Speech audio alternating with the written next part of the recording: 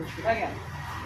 ठीक है, नमस्कार साथियों, आप सभी को शायद क्लास में स्वागत करता हूं। और आज हम देखने वाले हैं दिल्ली सल्तनत और दिल्ली सल्तनत खिलजी वंश, और एक खिलजी वंश का पार्ट 2 वीडियो होगा। तो सबसे पहले हम आज ये जानेंगे कि आखिर खिलजी नाम क्यों पड़ा। तो जो आपका है क्या कि जो जलालुद्दीन फिरोज खिलजी थे वो अफगान के खल्ज क्षेत्र से भारत आए थे। अफगान के कहाँ से आए थे? खल्ज क्षेत्र के। खल्ज से कहाँ से जी? खल्ज से भारत जो है आए थे। अब है क्या कि खल्ज जो है अफगानी भाषा में किसे कहा जाता है? तो अफगानी भाषा में गर्म क्षेत्र को खल्ज कहा जाता है। और चूंकि जो खिलजी थे, जलालुद्दीन फिरोज खिलजी थे, वो खल्ज से आए थे, इसलिए इससे इन्हें खिलजी या खलजी वंश कहा जाता है। मतलब खिलजी वंश कहिए चाहे खलजी वंश कहिए, दोनों क्या है? एक ही है। क्यों नाम पड़ा है? क्योंकि जलालुद्दीन फिरोज खिलजी कहाँ से आए हैं?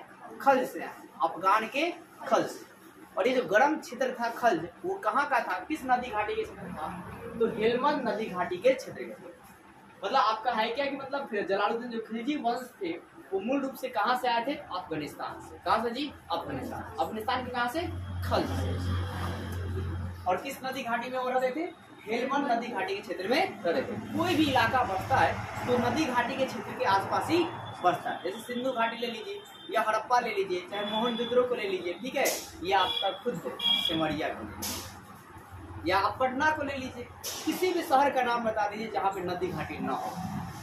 मतलब ऐसा कोई नहीं हुआ, क्योंकि इसके पीछे रीजन है। इंसान वहीं पर बसेगा जहाँ उसे पानी की सुविधा आसानी है, और जल ही जीवन है। ये पहला रीजन। दूसरा रीजन कि पानी के माध्यम से वो क्या करेगा? खेती करेगा, और खेती करेगा तो अपने अंदर अन्न को डाल सकता है, तभी तो क्या करेगा? जीवित रह पाएगा, नहीं तो नहीं पाएगा। इसी वजह है कि खासकर लोग जो है क्या, मतलब नदी घाटी के आसपास ही शुरू से ही बसते चले आ रहे हैं। अब शहर भी बड़ा बड़ा देखेंगे, नदी, मुंबई कहाँ? नदी घाटी के आसपास शहर है, बड़ी नदी घाटी। तो आप कहेंगे खिलजी वंश की बात करते हैं, तो हमने बताया कि खिलजी नाम कैसे बना। जलालुद्दीन खिलजी जो थे वो अफगानिस्तान के कहाँ से थे? खल्ज से आए थे भारत, और इसलिए खल्ज से आए थे, इसलिए नाम क्या पड़ गया? खलजी या खिलजी। अब फिर आगे बात करते हैं। कई सारे इतिहासकारों का अलग अलग मानना, अलग अलग मत थी। मानना था कि मूल तुर्की नहीं थे, वो मूल रूप से क्या था जी? तुर्क के लोग नहीं थे, बल्कि उनका शायद संबंध शायद मंगोलों से था। किसे था जी? मंगोलों से था, और वही कालांतर में मुगल बन गए। ठीक है, फिर बात करते हैं आगे। मतलब दूसरे इतिहासकार कहते हैं कि खिलजी जो आपका है, खिलजी तुर्क जो है 64 जातियों का समूह। सिर्फ एक खिलजी नहीं है, बल्कि खिलजी में 64 जातियां है। कोई बड़ा जाति है, कोई छोटा जाति है, कोई मिडिल क्लास का है। ठीक है, तो उसमें जो आपका जो आया था आक्रमण करने के लिए, जो खल्ज थे वो गरीब जाति थे। वो क्या था जी? गरीब जाति थे। वो कुलीन जाति के नहीं थे। कुलीन वर्ग मतलब सर्वश्रेष्ठ वर्ग, सबसे ऊंचा वर्ग, पैसा वाला वर्ग। ठीक है, उसको बोलते हैं कुलीन वर्ग। जब आधुनिक इतिहास पढ़ेंगे तो कुलीन शब्द आपको बार बार देखने को मिलेगा, क्योंकि जो भी लड़ाइयाँ जो होगी वो कुलीन को, मतलब जो कुलीन अपना दबाव बनाएंगे, अपना वर्चस्व दिखाएंगे, उसी को रोकने के लिए किया जाएगा। यहाँ भी मतलब जो जैन धर्म, बौद्ध धर्म के जो अपने धर्म को देखा, ये किसको दबाने के लिए किया गया? जो अपने आप कुलीन मानते थे, जो अपने आप को क्षत्रिय मानते थे, जो अपने आप को ब्राह्मण मानते थे, उस चीजों को दबाने के लिए आपका है क्या, जैन धर्म और बौद्ध धर्म को सामने लाया गया। और आगे देखिए, यहाँ पर मैं बता रहा कि जो आपके इतिहासकार क्या करना था कि जो मतलब ये कब है, मूल तुर्क भी नहीं थे, और शायद इनका संबंध किससे था जी? मंगोल से भी था। ठीक है, फिर ये आपका है क्या, खिलजी तुर्क के कितनी जातियों के समूह था जी? 64 जातियों में से ही एक क्या थे? खिलजी थे, जो कि क्या थे? गरीब थे, लेकिन कुलीन वर्ग के नहीं थे। तो यहाँ से दो सवाल बन जाएगा कि क्या खिलजी वंश मतलब किस जाति के थे? मतलब निम्न जाति के थे कि उच्च जाति के थे? तो निम्न जाति के थे। क्या कुलीन थे कि नहीं थे? ये सत्य में क्वेश्चन जो आपके चले जाएंगे। ठीक है, आइए फिर क्या सबसे प्रचलित मत क्या है? सबसे जो ज्यादा फेमस इतिहासकारों का मत है वो क्या है कि खिलजी वंश को एक कबीला माना है। क्या माना जी? कबीला। और वो भी कबीला कैसा? गरीब जाति का। कहाँ का जी? गरीब जाति का। और कहाँ आए से? खल्ज से, अफगानिस्तान के खल्ज से आए थे। ये बात। फिर जो उत्तरी भारत में मुसलमानों ने क्या किया? आक्रमण किया। मैंने आपको बताया कि मतलब मुसलमानों का आक्रमण हुआ एक बार, अरबों का और एक बार क्या जी? तुर्कों का। ठीक, और उसी आक्रमण के जब विजयी हो गई तो इसके बाद ये भी लोग आकर क्या गए? भारत में बस गए और इस्लाम को स्वीकार कर लिए, और नए नवीन मुस्लिम जो है कहलाए, नए पर मुस्लिम जो है बने। अब आगे देखिए, जलालुद्दीन फिरोज खिलजी का रण है क्या? रणथंभौर अभियान, या झांझ क्या जी? झांझन युद्ध या झांझन दुर्ग, दुर्ग मतलब क्या होता है? टीला होता है। क्या था जी? घर होता है, ठीक है, बहुत बड़ा घर होता है जिसकी चार दीवारी की गई होती है, जिसको घिराव अच्छा से हो, ठीक है। जैसे आप यहाँ पर शाह का हत्या का उदाहरण ले लीजिए, तो उसी प्रकार का तो है क्या कि जलालुद्दीन फिरोज खिलजी जो है रणथंभौर का अभियान चलाते हैं, लेकिन इस अभियान में वो आपका एक असफल रहते हैं। तो असफल होने के बावजूद भी वो अपने सेना से कहते हैं, सेना को मोटिवेट करते हैं, बोलते हैं कि ये हमारी हार नहीं है।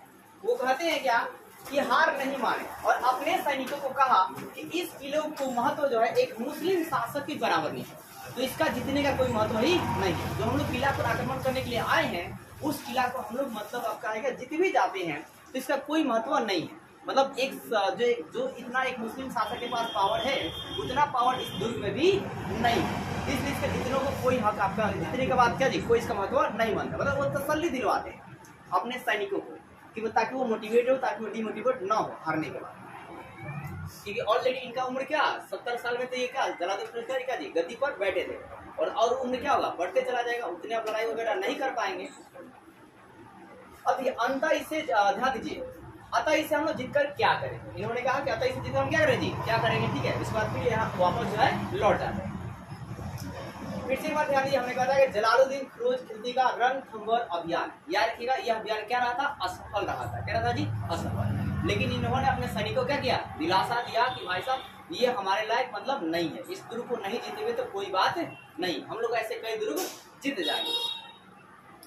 अब आगे देखिए, जलालुद्दीन फिरोज खिलजी की जो पुत्री का विवाह जो है, देखिए अब जब जलालुद्दीन फिरोज खिलजी जो गद्दी पर बैठे, उन्हीं समय क्या मंगोलों का आक्रमण हुआ। अब उस मंगोल के आक्रमण से बचने के लिए उन्होंने वैवाहिक नीति को अपनाया, और वैवाहिक नीति क्या अपनाया कि अपनी पुत्री का विवाह किससे कर दिया, मंगोल सेनापति उल्लुग खान से किया। क्या किया, उल्लुग खान, और गिफ्ट में क्या दिया, दिल्ली का। देखिए जितने भी मतलब बाहरी आक्रमण करने वाले आए, चाहे वो आपके क्या बोलते हैं, चाहे वो अंग्रेज हो, चाहे वो आपके मध्यकालीन के मुस्लिम शासक हो, चाहे आपका अरब हो, चाहे कोई भी हो, पूरी भारत को अपनी बाप की बपौती समझकर गिफ्टों में देते चले गए। जैसे कि मतलब ब्रिटिश वाले ने क्या किया, पूरी मुंबई शहर को एक प्रिंस को दहेज में दे दिया। बुआ को 1965 में छुड़ाया गया अंग्रेजों से, कि वो गिफ्ट में था। मतलब इस तरफ जब क्या बोलते हैं मॉडर्न हिस्ट्री पढ़िएगा तो आपको लगेगा कि इतना अत्याचार भारत पर किया गया है, उसका हद और हिसाब नहीं है। तो आप कहेंगे कि जलालुद्दीन फिरोज खिलजी ने मंगोलों से आक्रमण से बचने के लिए उसने वैवाहिक नीति अपनाया और पुत्री का विवाह किसे कर दिया, मुगल सेनापति उल्लुग खान से। और भाई साहब गिफ्ट में क्या कर दिया, मंगोल सैनिकों के लिए एक दिल्ली में के निकट एक स्थान दे दिया, बहुत बड़ा इलाका दे दिया, बोला कि आप लोग यहाँ पर रह सकते हैं, ठीक है। और वही आगे चलकर कालांतर में जो जगह दिया गया था दिल्ली के बगल में, नाम पड़ गया क्या जी, मंगोल। तो पूछा गया कि मंगोलपुरी किसके नाम पर है, तो क्या जी मंगोलों के नाम पर। और वही मंगोल मतलब मंगोल जो है बढ़कर बसने लगे और कालांतर में मुगल शासक जो है कहलाए। अब हालांकि उन्होंने अपने आप को मंगोल नहीं कहा, क्योंकि मंगोलों की छवि क्या बनी हुई थी, डाकुओं जैसी, लुटूरे जैसी, ठीक है, बलात्कारी जैसा बना हुआ था, इसलिए अपने आप को छुपाते रहे, मंगोल नहीं, मुगल शासक सामने पेश किया। अब आगे देखिए, अलाउद्दीन खिलजी की बात करते हैं, शॉर्ट में हम लोग एक ही टर्म याद रखेंगे।